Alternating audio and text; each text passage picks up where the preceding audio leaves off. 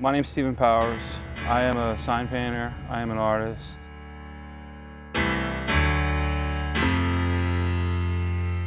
A Love Letter for You was a project where I kind of meshed the elements of sign painting, wall painting, and ultimately graffiti. I made a very adult version of what graffiti is to me, and that is a vehicle for projecting larger ideas. I was able to go back and paint letters and words and colors in a way that did what graffiti never could. I'm Martin Jacobs. I'm the director of the Near West Side initiative here in Syracuse, which is responsible for trying to revitalize the Near West Side community.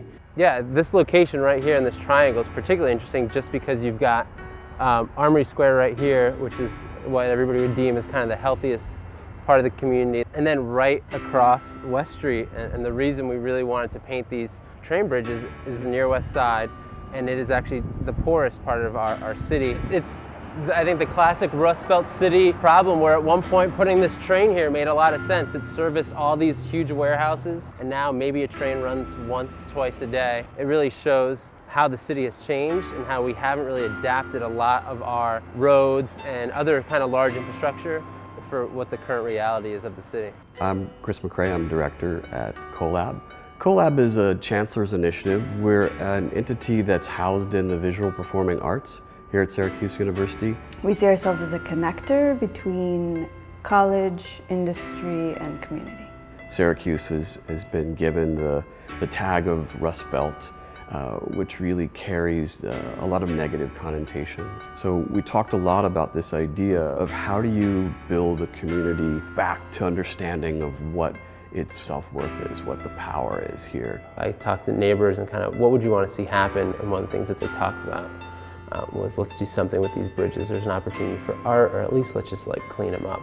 And in the meantime, it was talking to Shoham and Chris about what would be cool to put up there. Martin and I started working together on the Trestle project, and we started brainstorming around who we could bring here, who would make the most sense for this neighborhood, and how to transform a space that's that massive into something that could actually be a bridge. The way we knew that we wanted Steve to be the artist that we really worked with was because we knew his community process based on the work he'd done in Philadelphia. It seemed like a natural fit here in Syracuse. His work is so positive, it's full of love, it's exciting, it's fresh, it's crisp, it's beautiful. Steve went out specifically in the Near West Side neighborhood, but also kind of walked the streets of all of Syracuse and talked to people kind of from all over.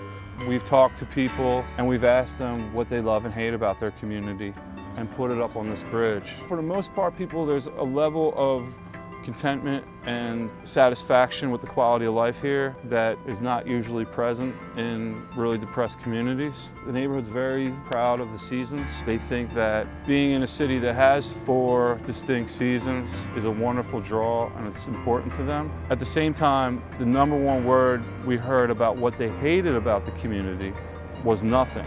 So how do you work nothing into a positive context and make it about love?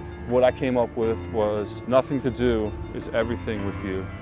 When I explain it to people, I say, well, nothing to do. You and me could have nothing to do. We could have absolutely nothing to do, but it could be everything if it's just us two. People are gonna know where these words came from, and it's an honor for us to paint it and have fun painting it, and we could say, like, obviously this came from you.